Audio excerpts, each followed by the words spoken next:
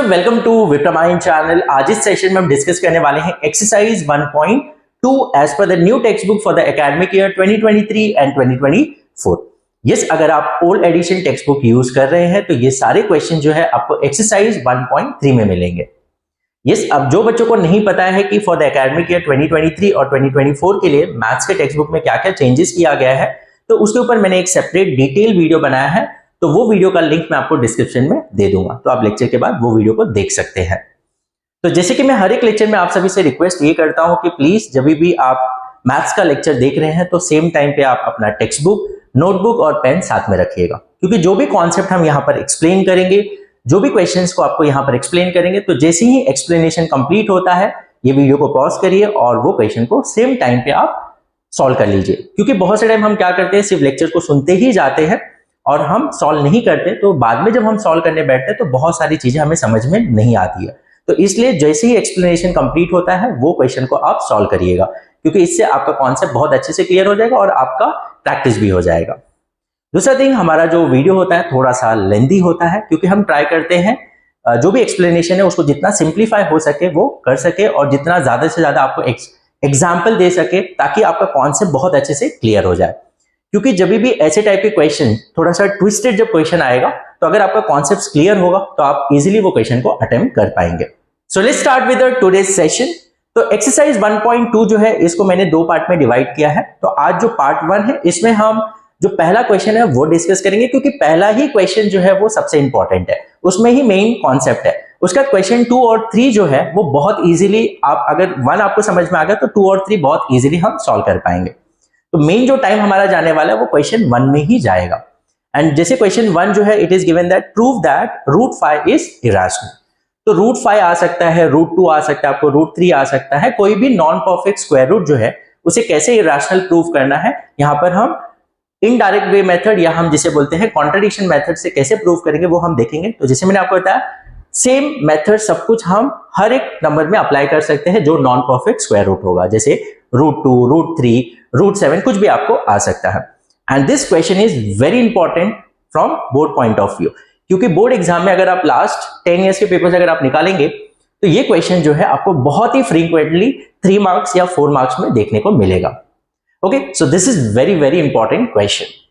तो यहां पर सबसे पहले यहां पर ये जो क्वेश्चन है इसमें क्या थ्योरम यूज होने वाला है वो हम थोड़ा डिस्कस कर लेंगे। उसके बाद इसमें क्या क्या बेसिक कॉन्सेप्ट्स यूज होने वाले हैं वो डिस्कस करेंगे। उसके बाद हम ये क्वेश्चन को प्रूव करेंगे। ओके, तो यहां पर सबसे पहले कि रूट 5 जो है, रूट 5 या जो भी नॉन परफेक्ट स्क्वायर रूट होता है, so they are nothing but irrational number. वही चीज हमें यहां पर प्रूव करना है। क्यों ये इरेशनल है? क्योंकि इसका जो डेसिमल एक्सपांशन होता है, जो भी नॉन परफेक्ट स्क्वायर रूट होता है उसका डेसिमल एक्सपांशन कैसा होता है? It is non terminating. क्या होता है?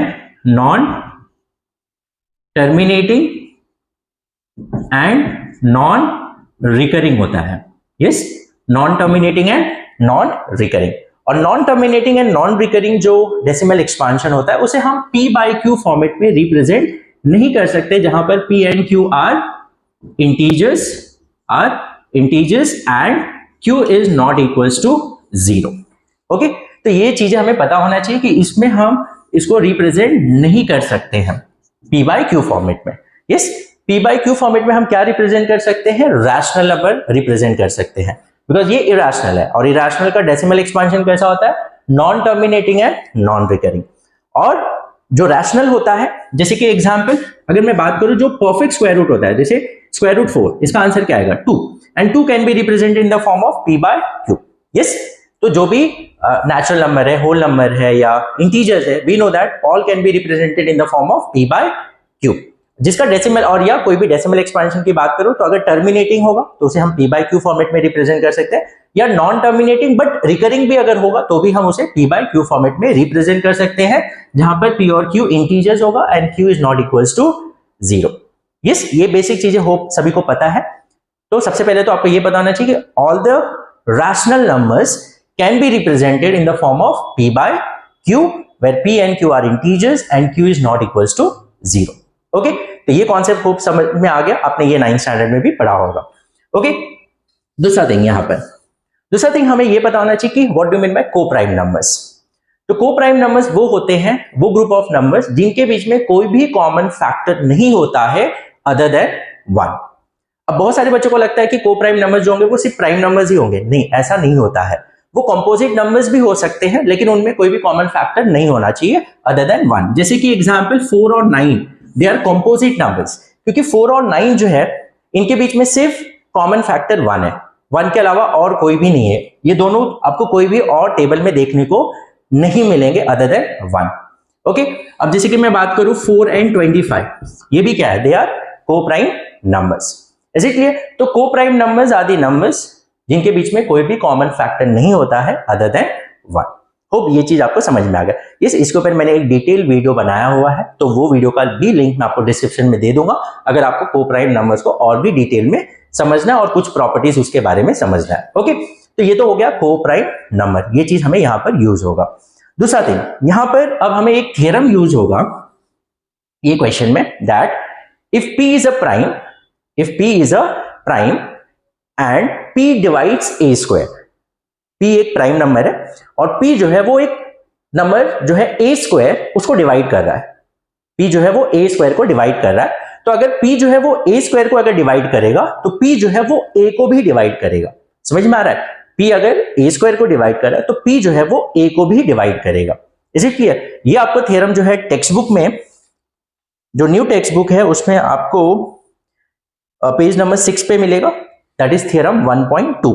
यस, तो ये थ्योरम को मैं आपको थोड़ा सा एक्सप्लेनेशन जो है इसका कुछ एग्जांपल्स देके आपको समझा देता हूं कि ये थ्योरम का मतलब क्या होता है।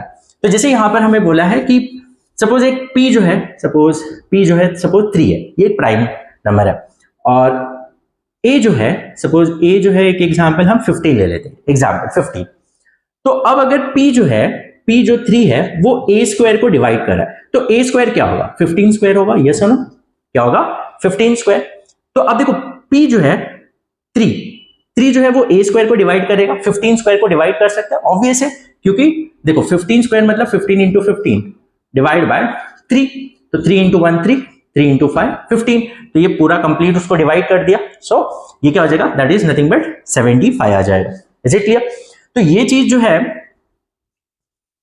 यहां पर हमने ये देखा कि 15 स्क्वायर जो है इट इज डिविजिबल बाय 3, तो p जो है इज डिवाइडिंग a स्क्वायर, मतलब 3 इज डिवाइडिंग 15 स्क्वायर।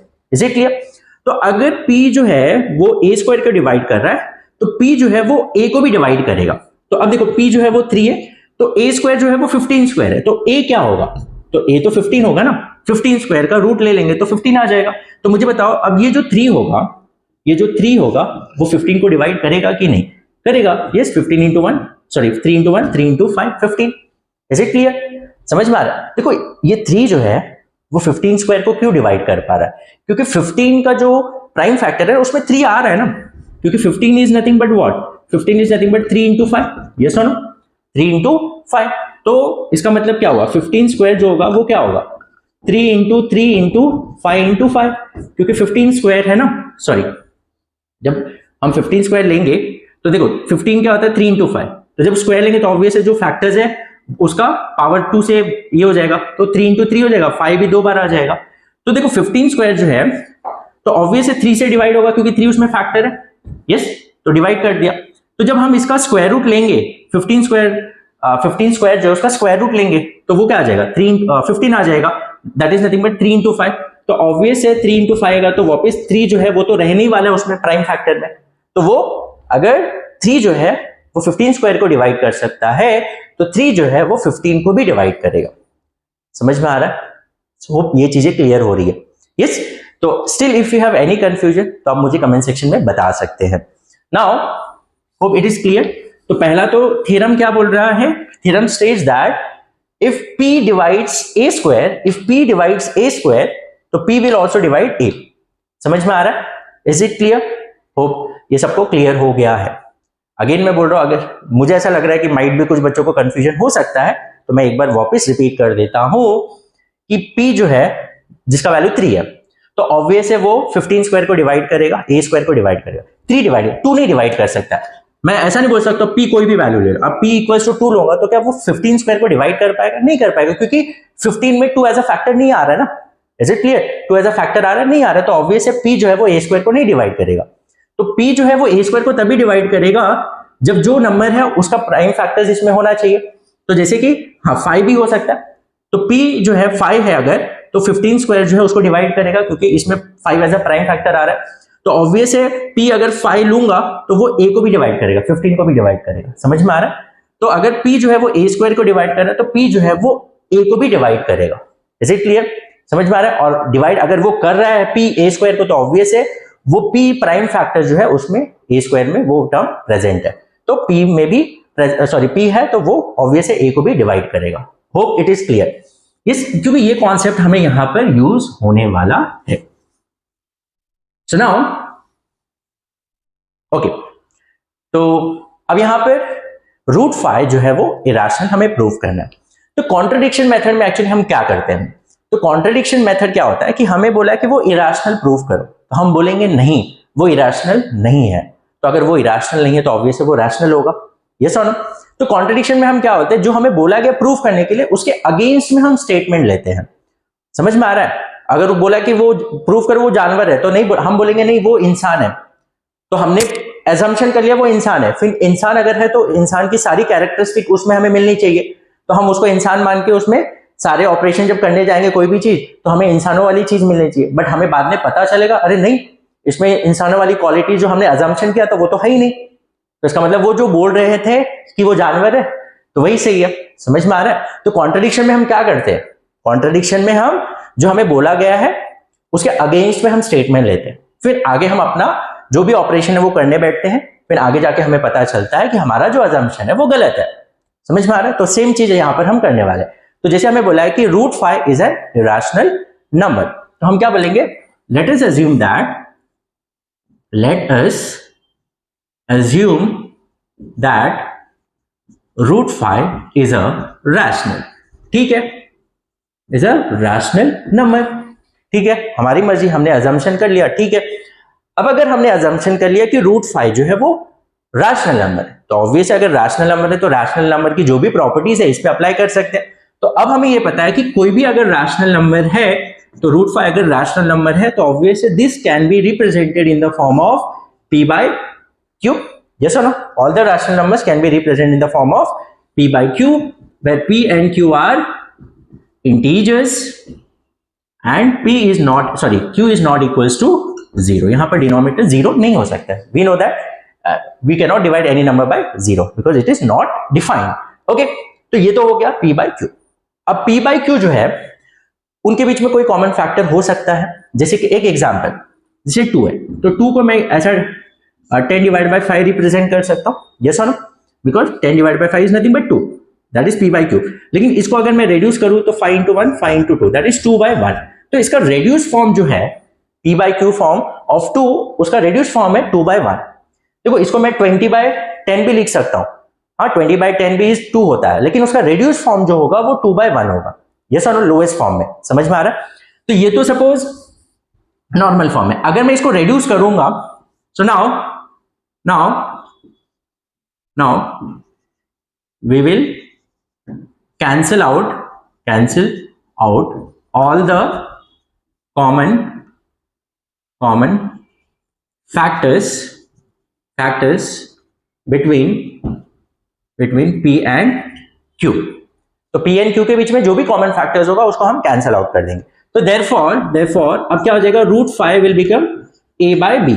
जैसे मैंने अभी अब बताया 2 जो है उसे हम रिप्रेजेंट कर सकते हैं, जैसे एक एग्जांपल लेते हैं, या तो 3.5 जो है उसे हम क्या रिप्रेजेंट कर सकते हैं?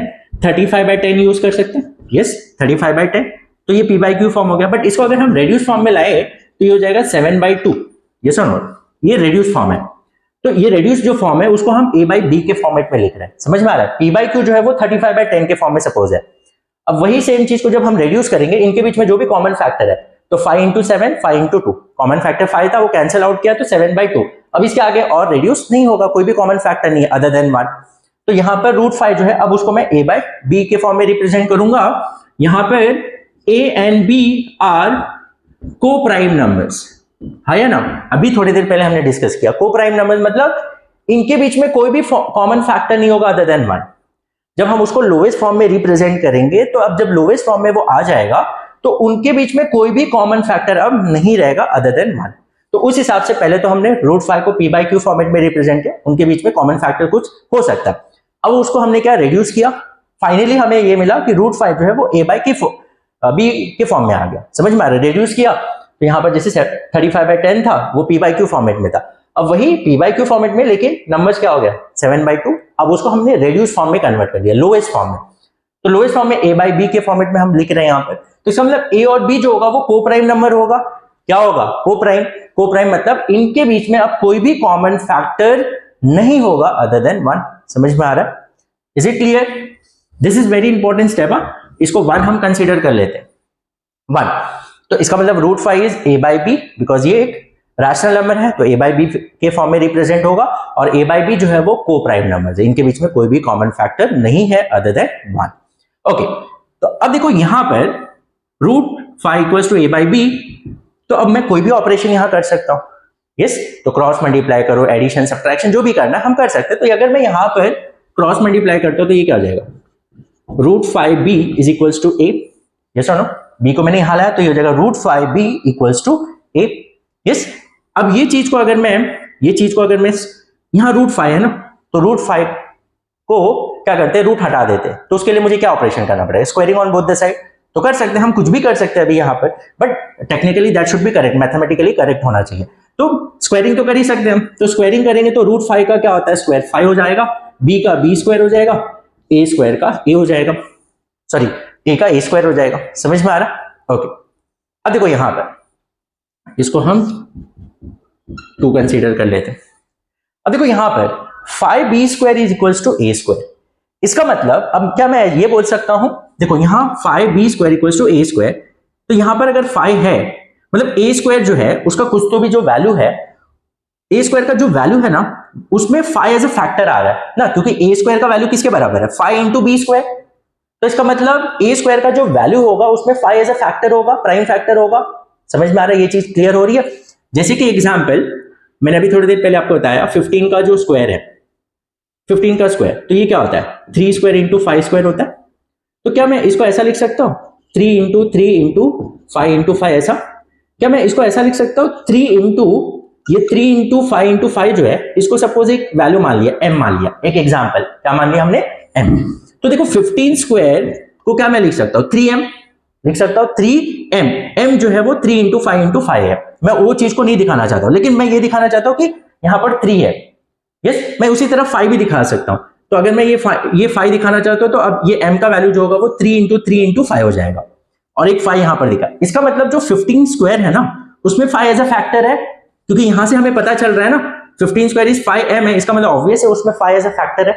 समझ में आ रहा है? अब यहां तो मुझे नंबर नहीं पता नहीं कि वो नंबर क्या है, 15 है, कुछ भी हो सकता है, लेकिन मुझे ये जो रिलेशन है यहां से मुझे एक चीज ये पता चल रहा है कि a स्क्वायर जो वैल्यू होगा ना उसमें 5 एज अ फैक्टर होगा।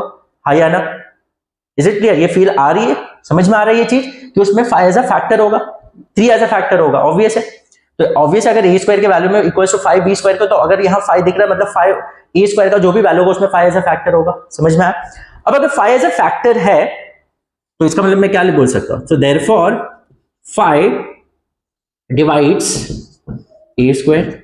अभी थोड़ी देर पहले हमने डिस्कस किया कि अगर 5 उसमें एज अ फैक्टर है उसके स्क्वायर के वैल्यू में, तो 5 जो है वो 15 स्क्वायर को डिवाइड करेगा। जैसे एक एग्जांपल 15 स्क्वायर को डिवाइड करेगा क्योंकि 5 जो है उसके फैक्टर में आ रहा है, तो 5 विल डिवाइड 15 स्क्वायर। हां या ना? 5 विल डिवाइड a स्क्वायर, क्योंकि a स्क्वायर के वैल्यू में 5 एज अ फैक्टर आ रहा है, तो 5 will divide a square. Is it clear? अब अगर 5 divides a square, so therefore 5 will also divide a। है या ना? अभी थोड़ी देर पहले हमने थ्योरम के बारे में डिस्कस किया। अगर 5 जो है वो 15 स्क्वायर को डिवाइड कर रहा है, तो ऑब्वियस है 5 जो है वो 15 को भी डिवाइड करेगा, क्योंकि उसमें एज अ फैक्टर आ रहा है ना। है या ना? Is it clear? समझ में आया? ये बहुत इंपॉर्टेंट पार्ट है। Is it clear? यहां तक समझ में आ गया तो फिर आगे का पार्ट फटाफट आपको समझ में आ जाएगा। इसलिए मैं बहुत ही स्लो जा रहा हूं यहां पर कि 5 जो है वो a स्क्वायर को डिवाइड कर रहा है, तो 5 विल आल्सो डिवाइड a। समझ में आया? एज पर थ्योरम समझ में आ रहा है? Hope it is clear. Yes, मैं यहां पर लिख देता हूं, इसको तो हमने 1 माना था। समझ में आया? होप सबको क्लियर हो रहा है ये। अगर स्टिल आपको कुछ भी डाउट होगा मुझे कमेंट सेक्शन में बताइएगा। तो 5 डिवाइड्स ए। अब अगर 5 डिवाइड्स ए, तो अब ये चीज को मैं क्या ऐसा लिख सकता हूं, therefore a is equals to 5, कोई भी वैल्यू ले लेते, सपोज m, हाँ, a is equals to 5m। अब इसका मतलब क्या, इसका मतलब ये हुआ कि a जो है उसमें 5 एज अ फैक्टर है, तो a को मैं क्या रिप्रेजेंट करता हूं, 5m रिप्रेजेंट करता हूं, क्योंकि मुझे ये पता चल गया कि a स्क्वायर इज 5b स्क्वायर, तो 5 डिवाइड्स a स्क्वायर, तो 5 विल ऑल्सो डिवाइड a। तो अगर 5 ऑल्सो डिवाइड a, तो a ऐसा वैल्यू जिसमें 5 एज अ फैक्टर आ रहा है। तो जैसे 15 है, तो 15 में मुझे मालूम है 5 एज अ फैक्टर, तो मैं इसको एज अ 15m रिप्रेजेंट कर सकता हूं, जहां m का वैल्यू 3 होगा, हमें पता है 5 इंटू 3, बट मैं इसको वेरिएबल फॉर्म में रिप्रेजेंट करना चाह रहा हूं। तो 15 इज व्हाट, 5m। मैं 15 को ये भी रिप्रेजेंट कर सकता हूं ना 3m, जहां m का वैल्यू 5 होगा। समझ में आ रहा है ये चीज, समझ में आ रहा है ये। तो वही सेम चीज से हमें ये पता चल गया कि a में 5 एज अ फैक्टर है, तो a को हम 5m रिप्रेजेंट कर सकते हैं, क्योंकि उसमें 5 एज अ फैक्टर आएगा, m का कुछ भी वैल्यू हो सकता है। अगर 15 होगा तो 3 होगा वहां पर, और दूसरा कोई वैल्यू होगा तो उस हिसाब से होगा। अगर वो 10 होगा, एक एग्जांपल 10, तो 10 को मैं 5m रिप्रेजेंट कर सकता हूं, m का वैल्यू यहां 2 होगा। और अगर यही चीज को मैं 2m से भी रिप्रेजेंट कर सकता हूं, m का वैल्यू 5 होगा। समझ में आ रहा है, दोनों तरीका ही सही है यहां पर, समझ में आ रहा है। तो सेम वे से a का वैल्यू 5m है। अब a is equals to 5m, तो put a is equals to 5m in equation 2। ये जो इक्वेशन 2 बना है ना, यहां पर हम सब्स्टिट्यूट करते हैं, तो क्या हो जाएगा, देखो ये 5b square equals to a क्या लिया हमने 5m, तो ये हो जाएगा 5m स्क्वायर। समझ में आ रहा है, ये हो जाएगा 5m स्क्वायर।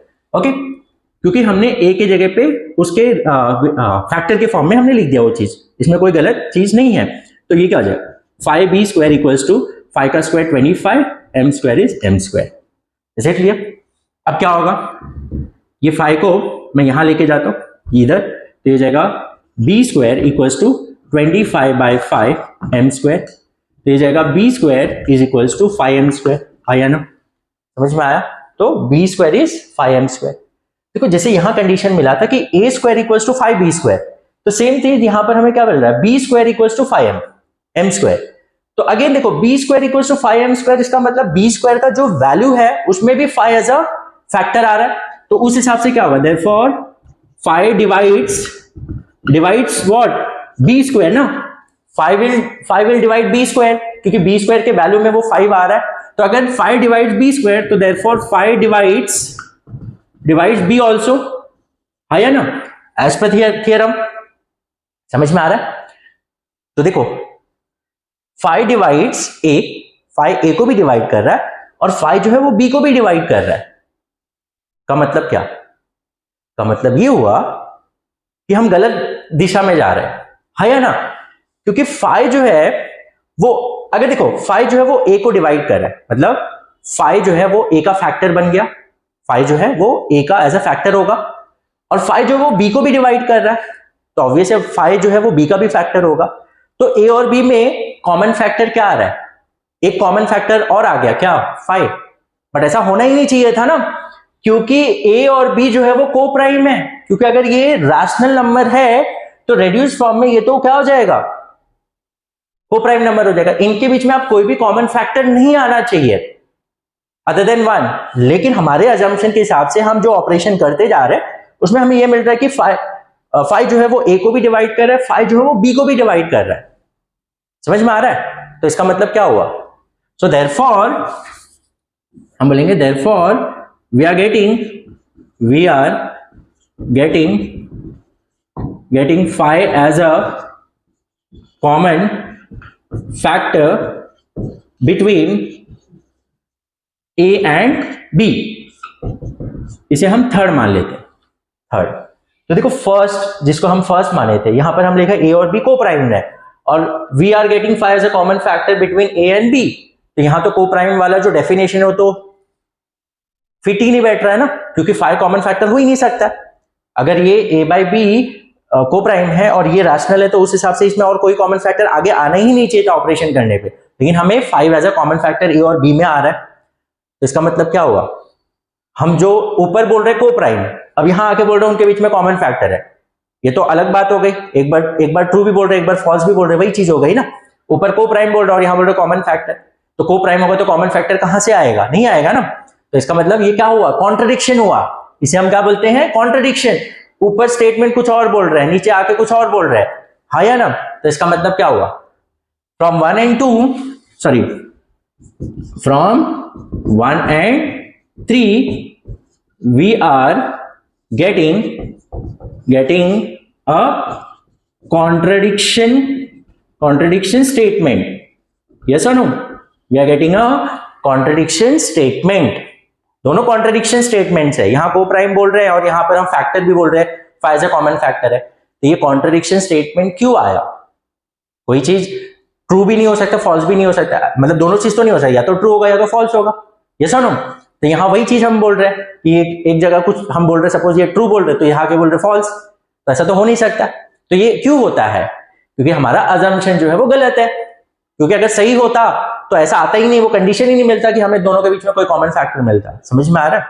तो हमारा जो अजम्पशन है वो गलत है, इसलिए हमें कॉन्ट्रडिक्शन स्टेटमेंट मिल रहा है, ऊपर कुछ और मिल रहा है, नीचे कुछ आके कुछ और मिल रहा है। Is it clear? तो अब लास्ट में आपको एक स्टेटमेंट ये लिखना है, so we are getting this contradiction statement because our assumption is wrong that root 5 is a rational number. yes, हमारा assumption जो था वो गलत है, इसकी वजह से हमें ये contradiction statement मिल रहा है। तो एट द एंड हम एक्सेप्ट कर लेंगे, भैया आप जो बोल रहे हो वही सही है। आप क्या बोल रहे हो, root 5 is a irrational number, तो वही सही है। तो लास्ट में आप बोलोगे कि we are getting this contradiction statement because our assumption is wrong. Finally हम एक्सेप्ट कर लेंगे कि हम wrong है, आप जो बोल रहे हो, तो लास्ट में हम बोलेंगे therefore root 5 is a rational number. Hope it is clear. If still अगर अभी तक मैं कुछ नहीं समझा पाया, आपको वो फील नहीं आया, तो मुझे आप कमेंट सेक्शन में बता सकते हैं, मैं कुछ चीजों को और भी रिवाइज कर दूंगा। तो देखो यही मेन क्वेश्चन है, और मेन ये चैप्टर का भी मैं बोलूंगा ना 4 मार्क 5 मार्क के लिए जो क्वेश्चन आते हैं ना, यही क्वेश्चन आता है। ये एक मेन क्वेश्चन है, इसके ऊपर एक सब क्वेश्चन और बन जाएगा 1 मार्क का, जो हम क्वेश्चन नंबर 2 और 3 देखने वाले हैं ना, वो सब क्वेश्चन बन के आता है। समझ में आया? तो वो हम नेक्स्ट लेक्चर में देखेंगे। तो इसलिए ये लेक्चर थोड़ा लेंदी, क्योंकि यहाँ पर हमें बहुत सारी चीजें समझना है। ये एक बार समझ में आ गया तो आगे का क्वेश्चन बहुत इजीली आपको समझ में आ जाएगा। Hope it is clear. तो देखो ये रूट 5 दिया है, वैसे आप रूट 3 के लिए भी सिर्फ नंबर चेंज करना है, रूट 5 के लिए 3 लिखते जाना है, तो वहां आएगा 3 डिवाइड्स a स्क्वायर, तो 3 डिवाइड्स a, देन सेम चीज वही आएगी 3 divides b square, therefore 3 divides b, तो 3 कॉमन फैक्टर आएगा। वही रूट 2 है तो सेम चीज करना है, रूट 2, रूट 5, रूट 7, ये सब के लिए सेम ही स्टेप आपको फॉलो करना है, जस्ट वैल्यूज चेंज हो जाएंगे। Hope you have understood. If still you have any doubt, you can write in the comment section. So we'll meet in the next session. Till then, take care. Bye bye.